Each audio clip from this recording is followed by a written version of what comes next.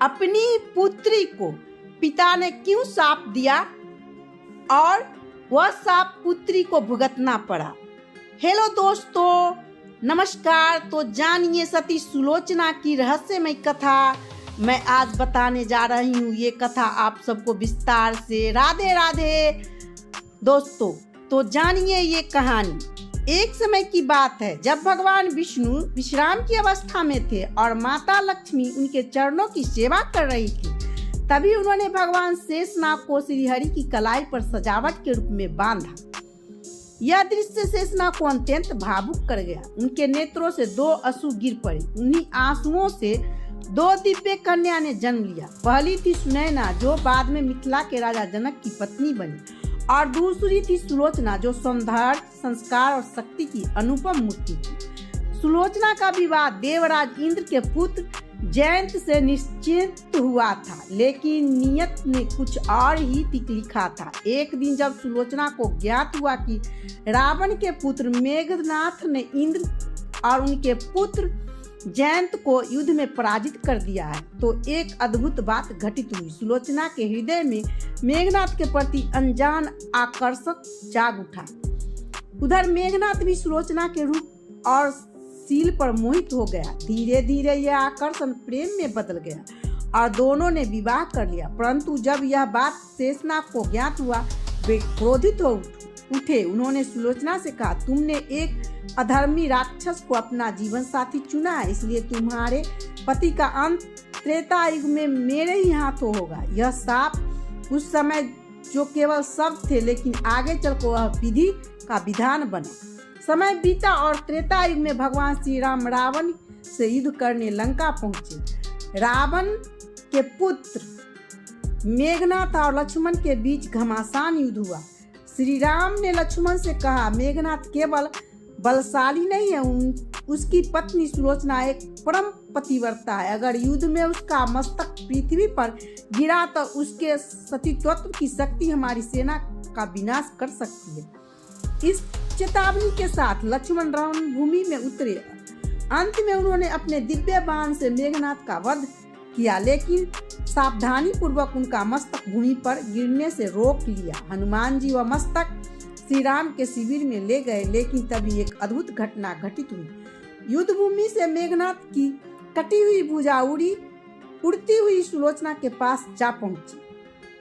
भुजा को देखकर सुलोचना चौंक गई, किंतु पतिव्रता धर्म का पालन करते हुए उसने उस भुजा को स्पर्श नहीं किया। उसके मन में एक ही विचार था, यदि यह मेरे पति की भुजा नहीं हुई तो यह परपुरुष का स्पर्श होगा।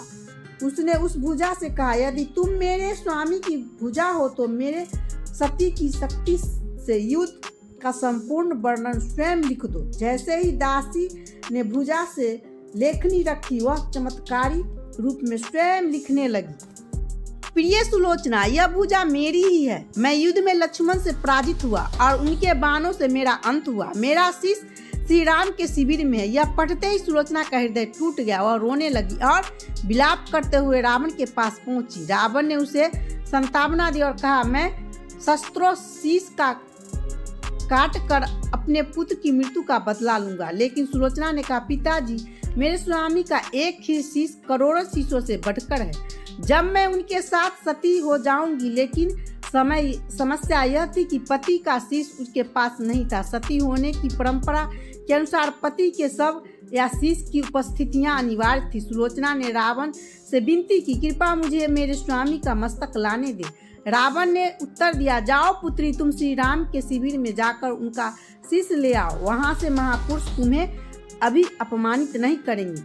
अश्रुपूरित नेत्रों से सुलोचना श्री राम के शिविर की ओर चल पड़ी। जब श्री राम को यह समाचार मिला तो वे स्वयं आदर पूर्वक उठे और सुलोचना के स्वागत हेतु बाहर आए।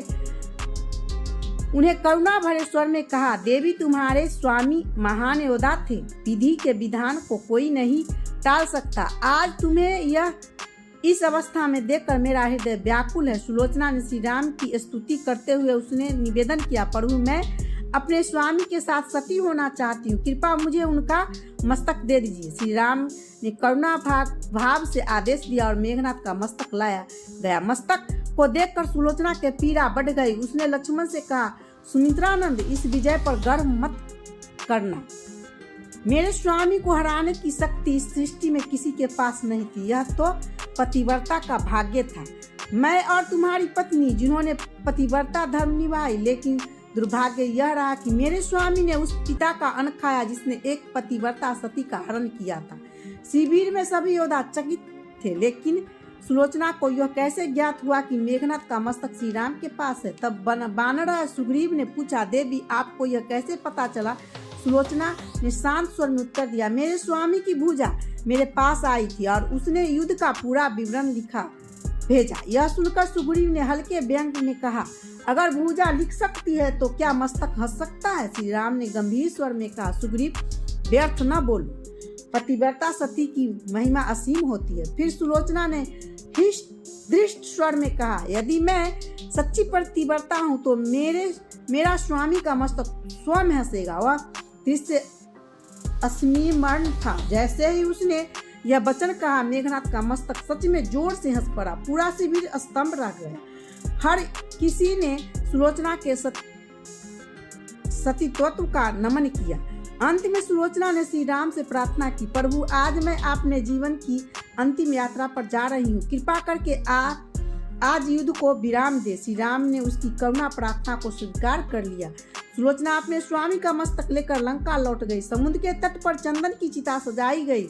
सुलोचना ने मेघनाथ का सिर गोद में रखकर और अग्नि की ज्वाल में समा गई। वह सती हो गई। एक पतिव्रता की शक्ति, प्रेम और त्याग की मिसाल बनकर यह थी सती सुलोचना की अद्भुत और रहस्यमय कथा। एक पिता का शाप, एक पतिव्रता का संकल्प और एक प्रेम की अमर कहानी जो आज भी हमारे मन में श्रद्धा से भर देती है।